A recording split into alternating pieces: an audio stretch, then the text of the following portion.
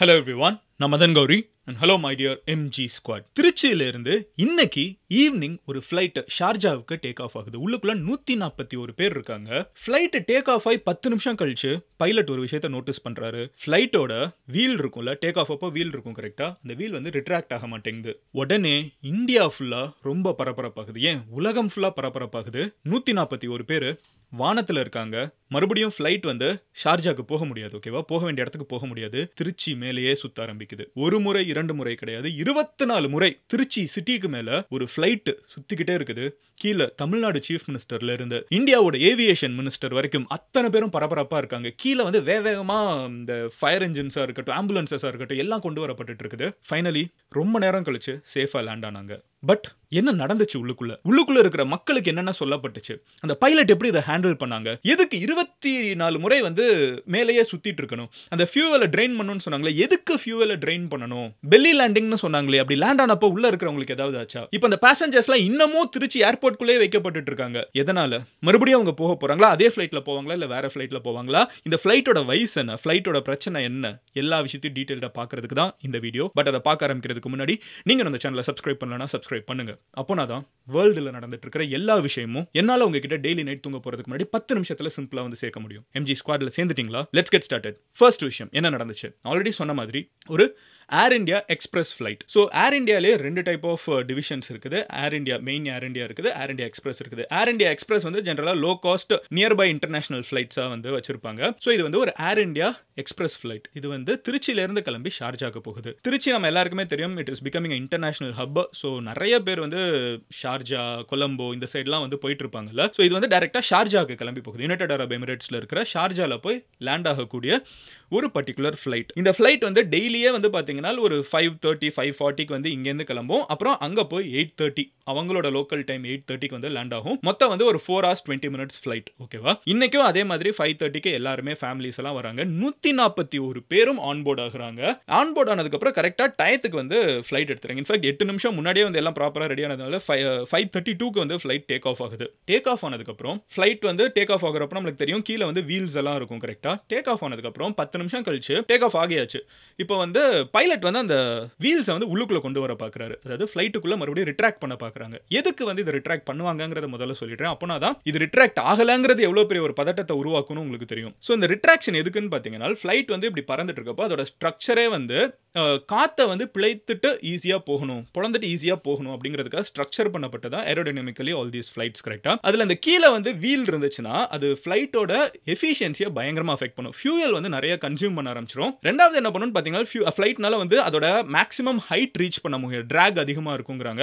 அதே மாதிரி ஸ்பீடும் மேக்ஸிமம் போக முடியாது, ஸ்பீடும் போக முடியாது, ஹைட்டும் போக முடியாது, ஃபியூயலும் அதிகமாக கன்சியூம் பண்ணும். இந்த காரணத்தினால வீலை வந்து எப்பவுமே மறுபடியும் ரிட்ராக்ட் பண்ணுவாங்க, வெளியவே வச்சுட்டு இருக்க மாட்டாங்க. ஆனால் இந்த ஃபிளைட்ல உள்ள ரிட்ராக்ட் பண்ண முடியவில்லை. இப்போ ரிட்ராக்ட் பண்ண முடியலன்னு தெரிஞ்ச உடனே பைலட் வந்து உடனே கிட்ட இருக்கிற கண்ட்ரோல் டவரை வந்து அலர்ட் பண்றாங்க. இந்த மாதிரி ஃபிளைட் டேக் ஆஃப் ஆச்சு, 10 நிமிஷம் ஆயிடுச்சு, ஆனால் வீலை இன்னும் ரிட்ராக்ட் பண்ண முடியல அப்படிங்கிறத சொல்றாங்க. சொன்ன உடனே அங்கே அவங்க 2 பேருக்குள்ள கம்யூனிகேஷன் வர ஆரம்பிச்சிருது.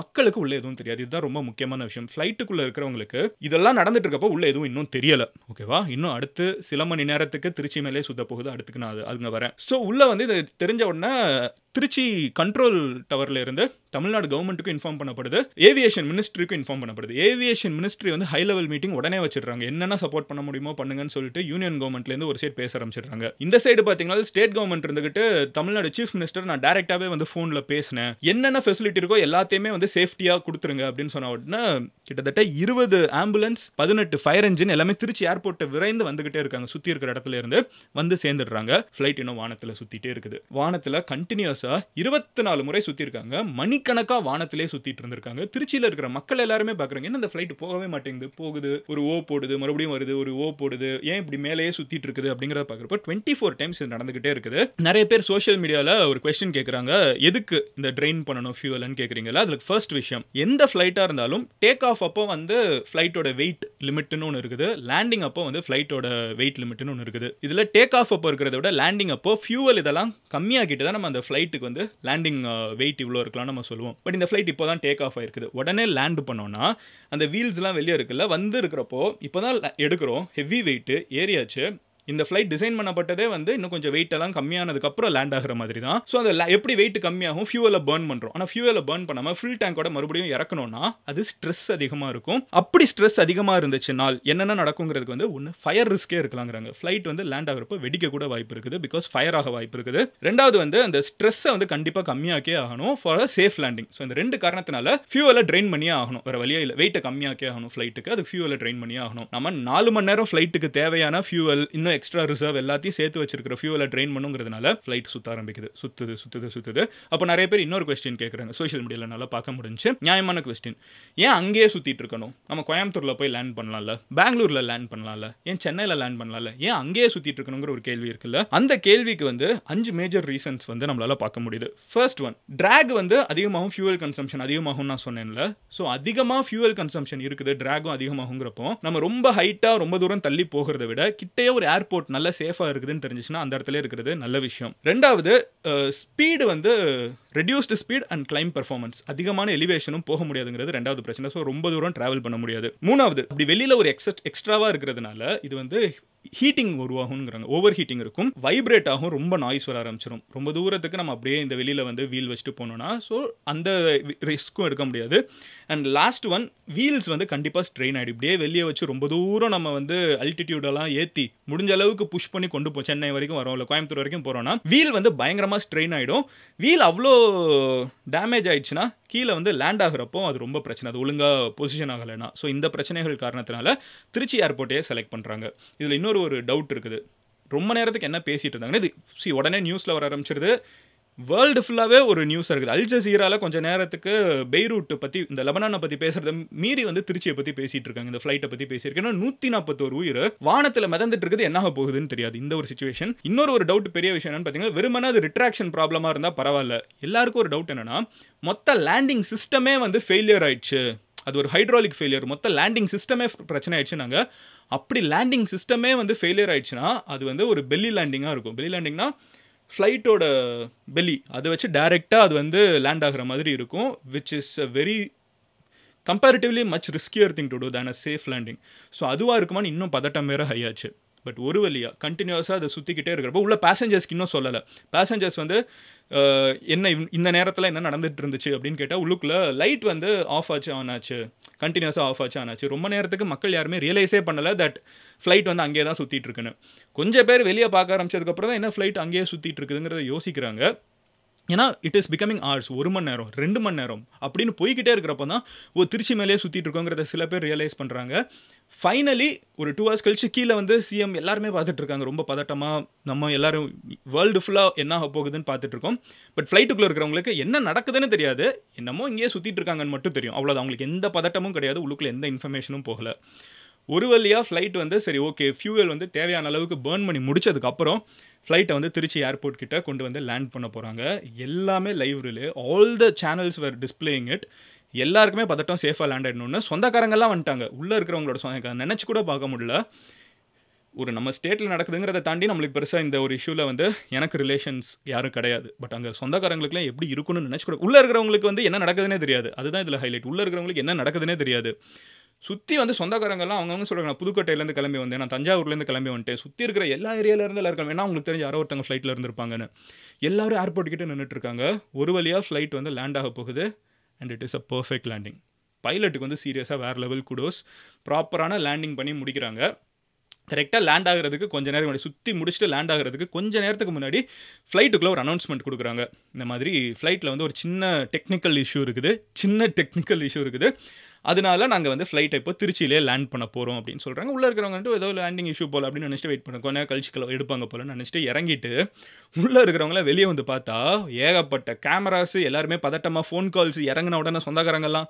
அப்போ தான் உங்களுக்கு தெரியுது இது இவ்வளோ பெரிய இஷ்யூ ஆகியிருக்குன்னு. உள்ளே இருக்கிறவங்களுக்கு யாருக்குமே ஐடியா இல்லை. ஸோ ஒரு வழியாக அவங்க எல்லாம் வெளியே வந்துட்டாங்க. பட் வெளியே வந்ததுக்கப்புறம் அவங்க இமிக்ரேஷனை தாண்டி போயிட்டாங்க. ஸோ கஸ்டம்ஸ் இருக்குல்ல, இந்தியன் கஸ்டம் அஃபீஷியல்ஸை தாண்டி போயிட்டாங்கிறதுனால அவங்க இன்டர்நேஷ்னல் பார்டரில் இருக்காங்க. அவங்க இமீடியட்டாக மறுபடியும் சொந்தக்காரங்களெல்லாம் பார்த்துட்டு ஹாய்லாம் சொல்ல முடியாது. ஸோ எல்லாரையுமே திருச்சி ஏர்போர்ட்லேயே ஒரு ஃப்ளோரில் ப்ராப்பராக ஹோல்டு பண்ணி வச்சுருக்காங்க. அங்கேயே தான் அவங்க ஸ்டே பண்ணுறாங்க. அகெயின் 3 o'clock இன்னும் நான் இந்த வீடியோ எடுத்துகிட்டு இருக்கப்போ அரௌண்ட் 10 o'clock மறுபடியும் ஒரு 3-4 மணி நேரம் கழிச்சு அவங்க ஷார்ஜா போகிறதுக்கு இன்னொரு ஃப்ளைட் கொடுக்கப்படும்னு இப்போதைக்கு இன்ஃபர்மேஷன்ஸ் கொடுத்துருக்காங்க. ஏர்போர்ட்லேயே தான் சொந்தக்காரங்களும் இருக்காங்க, இவங்களும் இருக்காங்க. ஆனால் இவங்க சொந்தக்காரங்களை பார்க்க முடியாது. But anyway all the relatives and almost all of us, கரெக்டாக ஆல்மோஸ்ட்லாம் இல்லை, நம்ம எல்லாருக்குமே வந்து ஒரு பெருமூச்சு விடுறது நல்ல வேலைக்கு 141 பேருக்கும் எந்த பிரச்சனையும் இல்லாமல் பைலட் வந்து ப்ராப்பராக லேண்ட் பண்ணிட்டாருங்கிறதா. சீரியஸாக அந்த பைலட் யாருன்னு இன்னும் பேர் வெளியே வரல, பட் வந்துட்டாருன்னா அவர் ஒரு பெரிய ஹீரோ. அதில் செகண்ட் தாட்ஸே கிடையாது. இதை இமீடியட்டாக ஒரு நோட் பண்ணதாக இருக்கட்டும், இதை ஹேண்டில் பண்ணதாக இருக்கட்டும், the whole crew of Air India and the pilot, massive respect to them. இதே மாதிரி யூஎஸில் கேப்டன் சலீன்னு ஒருத்தர் இருந்தார். அவரை வந்து ஹட்சன் ரிவரில் வந்து லேண்ட் பண்ணார். அவரை வந்து அவங்களோட ஒரு நேஷ்னல் ஹீரோவாக மாற்றி வச்சுருந்தாங்க. இவர் அந்தளவுக்கு கூட போகலை, நம்ம ஏர்போர்ட்லேயே ப்ராப்பராக லேண்ட் பண்ணியிருக்காரு. கண்டிப்பாக அந்த பைலட்டுக்கு தேவையான டியூ ரெக்கக்னிஷன் கொடுக்கணுங்கிறத நான் வந்து எல்லார் முன்னாடியும், நான் கவர்மெண்ட் முன்னாடி ஒரு ரெக்வெஸ்ட்டாக நான் வச்சிடுறேன். பட் எனிவே இந்த ஃப்ளைட்டோட வயசு வந்து 15 வருஷம், which is not too old. ஜென்ரலாக இந்த மாதிரி ஒரு இஷ்யூ இருக்குன்னா ஃப்ளைட் வந்து ரொம்ப பழைய ஃப்ளைட்டாக, ஒழுங்காக இல்லாத ஃப்ளைட்டானலாம் கேட்பாங்க. பட் நோ, இந்த flight is just 15 years old. Air India வந்து ஃபர்ஸ்ட் பர்ச்சேஸாக இருக்குன்னு தான் நம்மளால் இப்போதைக்கு டேட்டா பார்க்க முடியுது. ஸோ ரொம்ப பதறதுக்கு எதுவும் இல்லை. அது போகவே வந்து எனிவே அங்கே ஏகப்பட்ட ஆம்புலன்சஸ் அண்ட் ஃபயர் என்ஜின்ஸ் எல்லாமே நம்ம ரெடியாக வச்சுருக்கோம். ஒரு சைடு நம்மள ஒரு பயங்கரமான ஒரு சிச்சுவேஷன், பயங்கர நர்வஸான ஒரு சிச்சுவேஷன், படத்தில் காமிக்கிற மாதிரி ஒரு சீனு, ஆனால் ஒரு ஹாப்பி எண்டிங். ப்ராப்பராக வந்து இந்த சைடு நம்மளோட மொத்த வீரர்களாக இருக்கட்டும், தீயணைப்பு வீரர்களாக இருக்கட்டும், ஆம்புலன்ஸில் இருக்கக்கூடிய வீரர்களாக இருக்கட்டும், எல்லாருமே ப்ராப்பராக அவங்களோட வேலை எல்லாரும் பண்ணி எமர்ஜென்சிக்கு ப்ராப்பராக ஒரு ரெஸ்பான்ஸை எப்படி கொடுக்கணுங்கிறதுக்கு we are all an example now. So massive respect to everyone who is involved. உங்கள் ஃப்ரெண்ட்ஸ் யாராவது இந்த ஏர்போர்ட்டில், திருச்சி ஏர்போர்ட் சைடெல்லாம் ட்ராவல் பண்ணுறவங்களா இருந்தாங்கன்னா, ஒரு அடிக்கடி ஃப்ளைட் எடுக்கிறவங்களா இருந்தாங்கன்னா, அவங்க கிட்ட அதை ஷேர் பண்ணி இந்தியாவோட ஏவியேஷன் சிஸ்டம் வந்து எவ்வளோ சேஃபாக இருக்குன்னு சொல்லுங்கள். மற்ற இடமா இருந்தால் இது ஒரு பெரிய விபத்தாக மாறி இருக்கிறதுக்கு வாய்ப்பு இருக்குது. But it is India and we have did a great job. அது போக ஒரு விஷயம் என்னன்னு பார்த்தீங்கன்னா, நாளைக்கு இதே ஃப்ளைட் எடுக்கிறவங்க இருப்பாங்கல்ல, அவங்க நினச்சா கொஞ்சம், ஏன்னா உள்ளே இருக்கிறவங்களுக்கு இன்னும் தெரியாது, அவங்களுக்கு காப்பாற்றிட்டாங்க, அது ஒரு பெரிய விஷயம் இல்லைன்னு அவங்க நினச்சிட்டு இருப்பாங்க. ஆனால் வெளியே இருந்து நாளைக்கு இந்த ஃப்ளைட் எடுக்கிறவங்க இருக்காங்களா, அவங்களுக்கு லைட்டாக மனசுக்குள்ளே திக்குன்னு தான் இருக்கும். But don't worry, I think every thing will be under control. இப்போ இன்ஃபேக்ட் எக்ஸ்ட்ரா காஷியஸாக இருப்பாங்க. இப்படி நடந்துருச்சுங்கிறதுனால இன்னும் எக்ஸ்ட்ரா காஷியஸாக இருப்பாங்க. வீடியோவை நான் சொன்ன மாதிரி அடிக்கடி ஃப்ளைட்டில் ட்ராவல் பண்ணுறவங்க கிட்ட ஷேர் பண்ணி ask them to be reassured we have a great team. And நாளைக்கு நான் உங்களை ஒரு வீடியோவில் பார்க்குறேன். அண்ட் இந்த மாதிரி வேறு ஏதாவது டாபிக் நம்ம ஊரில் நடந்துட்டு இருக்கதை நான் பேசணும்னு வச்சிங்கன்னா எனக்கு இன்ஸ்டாகிராமில் டிஎம் பண்ணுங்கள். கண்டிப்பாக I will try to read all your messages. Follow பண்ணிங்கன்னா வாசிக்கிறது கொஞ்சம் ஈஸியாக, எனக்கு ஈஸியாக உள்ள வந்து காமிக்கும். ஸோ நாளைக்கு உங்களை இன்னொரு வீடியோவில் பார்க்குறேன். Then bye, Madan Gowri signing off here. Love you all, take care, bye. Cheers MGs, join MG Squad.